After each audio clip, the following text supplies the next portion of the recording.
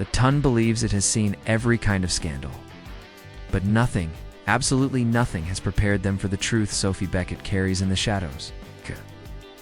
A truth sharp enough to cut through titles, reputations, and even the powerful name of Bridgerton, because Sophie is not who she seems. Her life is a quiet storm, waiting for the perfect moment to tear through London society. And when her secret finally rises to the surface, it won't just change her fate. It may destroy everything, and ever Sophie Beckett enters the world not as a celebrated daughter, but as a silent embarrassment. She is the illegitimate child of an earl born into privilege, but denied every comfort of it. Her father, too proud to admit his mistake and too guilty to abandon her, brings her into his home under the excuse of charity. To the outside world, Sophie is simply a ward, nothing more. Nothing close to what she truly is. And as she grows, the walls of the grand estate whisper the truth she is never allowed to speak. She belongs to this world, and yet is forbidden from claiming it. Everything shifts when the Earl remarries. His new wife, Araminta, sees Sophie not as a child, but as a rival living proof of her husband's unfaithfulness. From the moment she arrives, Araminta's hatred blooms like poison. And when the Earl dies, that poison finally spills over. With his death, every small protection Sophie had crumbles. Araminta seizes control of the household, stripping Sophie of her place and her worth. Overnight, Sophie is turned from a young woman of quiet dignity into a servant forced to scrub floors she once walked upon with pride. But even in the darkest corners of the estate, Sophie carries something powerful: hope. A belief that life can be more than scraped knuckles and whispered insults. She learns to survive through silence, through patience, through a strength she does not yet realize she possesses. Every task, every order, every cruel remark only sharpens her spirit. And though she wears an apron instead of silk, she never lets the world forget that she is more than her circumstances. Her kindness remains steady, her gentleness does not break, and her will to dream becomes her greatest rebellion. Yet beneath all of this lies the truth she keeps buried. She is the daughter of a nobleman, a fact that could raise her or ruin her. If the Tun ever learned who she truly was, it would open a wound deep enough to bleed through every corner of society. But for now, Sophie hides her secret like a fragile flame, small, warm, and dangerous. A flame that will one day ignite a story powerful enough to shake the Bridgertons themselves. Wyone. Tied to her, in a world where Sophie is meant to stay unseen, destiny gives her one stolen night of freedom. The night of Lady Bridgerton's grand masked ball arrives like a breath of magic. The estate glows with lanterns, music spills through every doorway, and every guest hides behind a glittering mask. For once, the Tun's sharp eyes cannot judge by status, wealth, or last name. And behind borrowed silk and lace, Sophie finds a chance to exist not as a servant, but as the girl she might have been. She slips into the shimmering gown the maids whisper about, a dress she was never meant to touch. With trembling hands, she ties her mask and steps onto the dance floor into a life that was never hers to claim. The moment she enters, the room almost seems to hush around her, though no one truly knows her name. She moves through the crowd, with quiet wonder, each step a rebellion against the chains that bind her daily life. But fate wastes no time, because standing across the ballroom, watching her with a gaze that cuts through the crowd, is Benedict Bridgerton. Charming, restless, a dreamer trapped in the rules of high society, Benedict sees Sophie as if she were a burst of light in a dark room. He cannot explain it, but something about her presence pulls him closer. As if he has been waiting for her without knowing it, their eyes meet. And for one heartbeat, Sophie forgets every rule that has ever kept her silent. Benedict approaches, offering his hand, and she accepts before fear can whisper no. As they dance, the world narrows to the warmth of his touch, the soft spin of the room, the feeling that, for the first time in her life, she is not invisible. Benedict does not ask for her title, her wealth, or her history. He sees only the girl. Behind the mask is a girl with a quiet smile and a secret she cannot share. But even as the music wraps around them, Sophie knows the clock is ticking. Midnight approaches like a warning, reminding her that borrowed beauty never lasts. She cannot stay. She cannot let him fall for a lie. So when the final song ends, she slips away through the corridors, heart racing, breath trembling, leaving nothing behind but the memory of a single night that should never have happened. Benedict searches for her through the gardens, the halls, the shadows, but Sophie is already gone, and yet the spark between them refuses to fade. Because even though Sophie ran, the masked ball has changed everything. Benedict is determined to find her, and Sophie, returning to her life of servitude, carries the memory of his touch like a bruise on her heart. Proof that she once lived a moment of impossible joy, a moment that will soon pull her back into a world she thought she had escaped forever.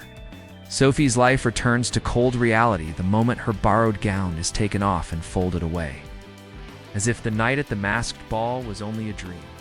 But dreams leave echoes, and Sophie carries hers like a weight she's afraid to drop. Because beneath the quiet rhythm of her daily tasks, a secret beats against her ribs, growing louder every time she remembers Benedict's eyes on her. The truth she hides is not small.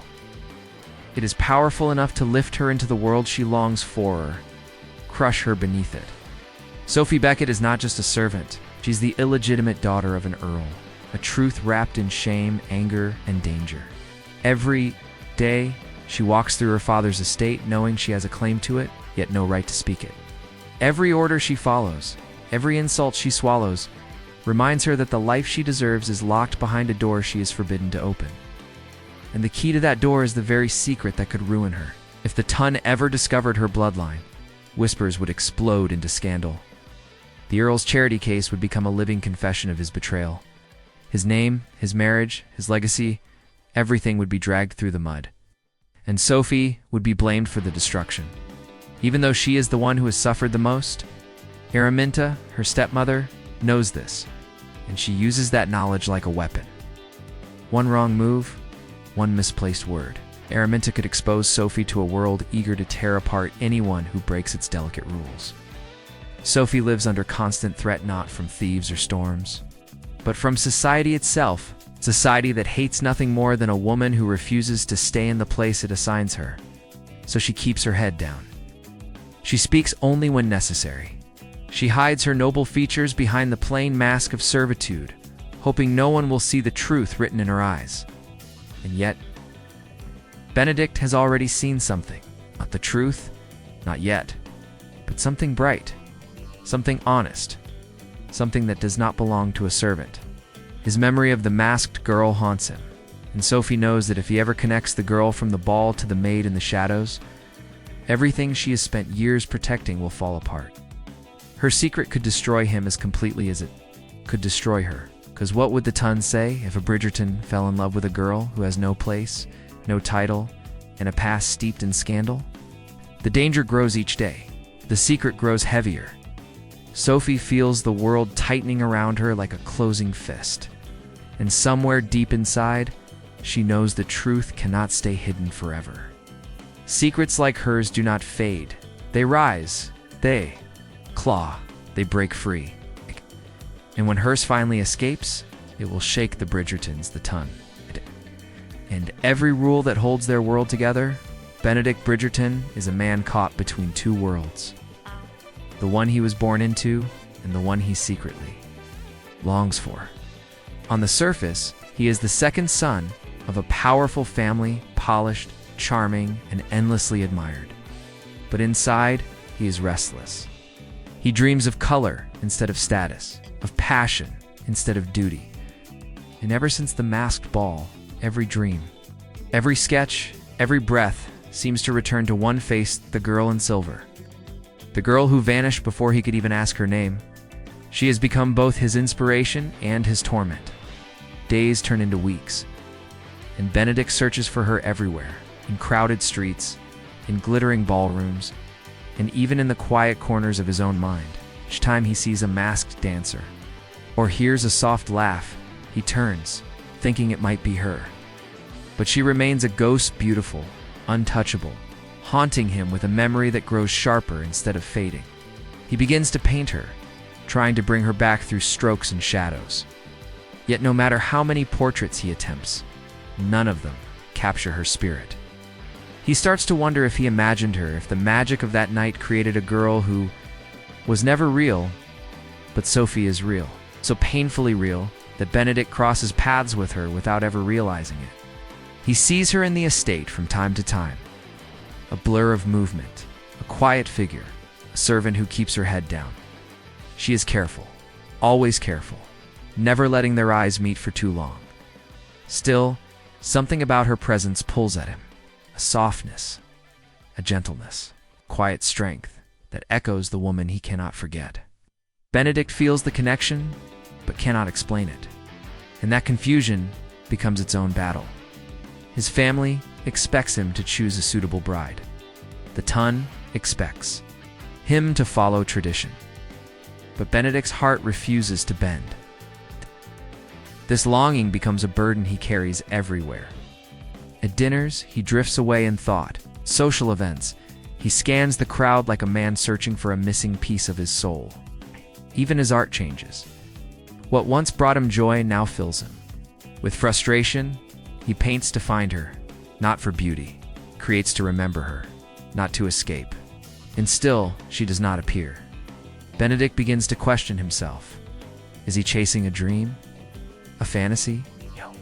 Or is fate playing a cruel trick by placing the right woman in his arms only to steal her away? The more he searches, the more he feels trapped. Between the life he is expected to live and the life he secretly desires. A life where love is chosen, not assigned.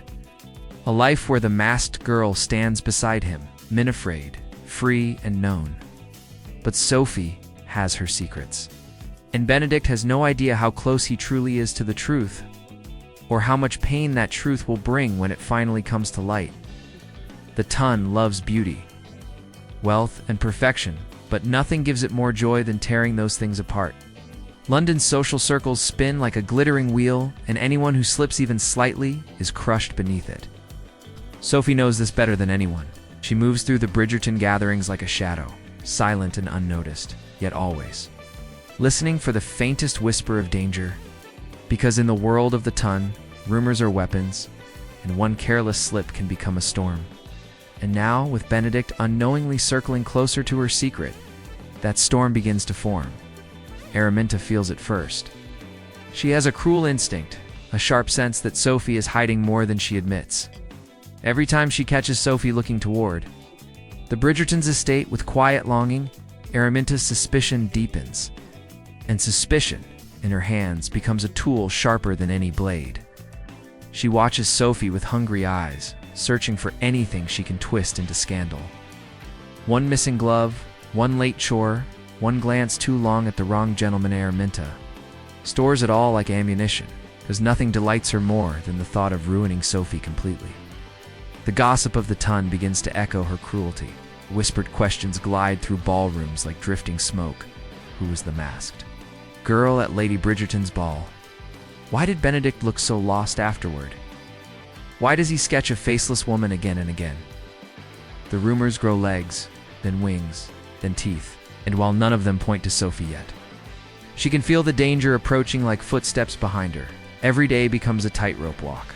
Sophie must serve tea without trembling. She must bow without breaking. She must breathe without revealing the fear clawing inside her chest. Because if anyone discovers even a hint of her true lineage, the Tun will not celebrate her. They will destroy her. The scandal of a nobleman's illegitimate daughter will ripple through every household, poisoning reputations and friendships, and Araminta will ensure Sophie takes the blame for all of it. But what frightens Sophie most is not the cruelty of society. It is the thought that Benedict might be dragged into the fire with her. If the Tun learns that he has feelings for a servant girl with a hidden bloodline, it will attack him with the same merciless hunger. They will laugh at him. They will shame him.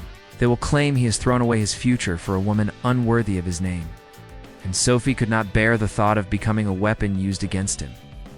Araminta senses this fear and presses harder. She begins appearing at unexpected moments, her voice sharp, her eyes gleaming, reminding Sophie of her place. She threatens punishment. She threatens exposure. She threatens everything Sophie has managed to hold together. And with each passing day, the cage around Sophie's life tightens, leaving less room to breathe, less room to hope, less room to hide. The Tun is watching. Araminta is hunting. And Sophie's secret stands on a cracking foundation, moments away from collapsing. When it falls, the shock will ripple through every corner of London, and the Bridgertons will feel the impact. Most of all, there comes a moment in every story when the truth stops knocking politely and begins pounding on the door. For Sophie, that moment draws closer with every breath she takes. The walls she has built around her secret walls of silence, fear, and careful control begin to crack. One by one, the lies she never wanted to tell start slipping through her fingers, and the world around her feels colder, tighter, less forgiving. Because the truth does not stay buried forever. It waits. It grows. And when it rises like a tidal wave. It begins with a mistake, a simple moment, second to long in Benedict's presence. She hands him a folded cloth, and their fingers touch just briefly, but enough for someone nearby to notice. A servant in a Bridgerton exchanging a soft look. In any other world, it would mean nothing. In the Tun, it means everything. Eyes sharpen, voices hush, and suddenly, Sophie feels dozens of gazes on her back, heavy and suspicious. Benedict senses it too, but he does not understand why Sophie steps away like she has touched fire. But Araminta understands. She watches Sophie retreat with a mixture of anger and delight, because Sophie dared to be close to a Bridgerton, and delight because she finally sees the thread she can pull to unravel Sophie completely. Araminta's whisper spreads through. The guests like poison. Does no one wonder who the girl at the ball truly was? It is a small spark, but the Tun is made of dry paper, and it bursts into flame almost instantly. Rumors begin swirling at terrifying speed. Some say Benedict's mysterious masked girl was a noblewoman. Others claim she was a thief, sneaking in under disguise. And then someone bold and cruel wonders aloud, what if she wasn't a guest at all? What if she was a servant? Feels the words strike her like a blow. The room spins. She cannot breathe. She knows she must escape before someone recognizes her face, her voice, her manner, anything that connects her to that night. But fate is not kind, and Araminta is even crueler. She steps forward during a quiet lull in the evening, her voice cutting through the chatter like a shard of glass. She reveals the truth that Ton has been hungry for: Sophie's name, her past, her connection to the Earl. Each word is a dagger, thrown without mercy. The room reacts instantly. Gasps, whispers, stunned silence. The perfect storm. Benedict hears Sophie's name and turns toward her with disbelief and heartbreak tangled in his eyes. The masked girl, the woman he could not forget, is the servant who has been under his nose all this time. The servant whose life is wrapped in scandal. For a moment, he does not move. He simply stands, wrestling with shock, confusion, and the overwhelming rush of realization. But Sophie moves. She steps back, trembling, tears fighting to break through. She never wanted this. She never wanted to bring shame to the Bridgertons. And as the Tun closes in, hungry for more, she feels the world collapse beneath her. Alex. Everything she has fought to protect, her dignity, her safety, Benedict crumbles in an instant. The truth is out. The masks are off, and nothing will ever be the same again. With Sophie's truth finally exposed, the world of Season 4 tilts on its axis. It's the Tun. Always hungry for scandal, now circles around this revelation like vultures waiting for the last breath of a dying secret. Every rule of their glittering society is suddenly questioned. Can a Bridgerton truly love a woman born in the shadows? Can a servant with noble blood ever claim her place without tearing down the walls around her? The answer is no longer simple. Because Sophie's story does not end with her exposure, it begins with it. For Benedict, the reveal is the breaking point. The moment that shatters the lines he has drawn between duty and desire. He now knows the truth, the woman he loved beneath The mask is the same woman he has walked past 100 times, blind to the light she carried. And now he must face a choice that will define his future: follow the expectations of his family and society, or fight for the girl the world has already judged as unworthy. Benedict has always lived in the gray space between obligation and freedom. But Season 4 forces him to step into the fire and prove what kind of man he truly is. The Bridgertons, known for their unity and grace, find themselves pulled into the center of the chaos. Some members may defend Sophie. Others may fear how this scandal threatens their carefully guarded reputation. Lady Bridgerton herself must decide whether to stand behind the love her son has chosen or encourage him to let the dream go. These choices will shape the entire season, building tension not only between families but within the Bridgertons themselves. Meanwhile, Sophie is pushed to the edge of her strength. She must face the world without the shield of anonymity. Once depended on, the Tun whispers about her every move. Araminta seeks more ways to break her spirit. And despite everything, Sophie still carries the heavy belief that her existence brings more harm than good to the man she loves. Her heart pulls her toward Benedict, but fear pushes her away. Her journey becomes one of courage, of learning that she is worthy of love, worthy of respect, and worthy of a life beyond servitude and shame. Season 4 is set to transform this quiet, hidden love story into a storm of emotional battles, stolen moments, and choices that will define the fate of two souls who were never meant to meet. It cannot stay apart. Whether the adaptation follows the novel or takes a bold new path, one truth remains: Sophie's secret has set everything in motion. It has broken the silence, cracked the rules, and opened the door to a season filled with heartbreak, rebellion, and a love powerful enough to challenge an entire society.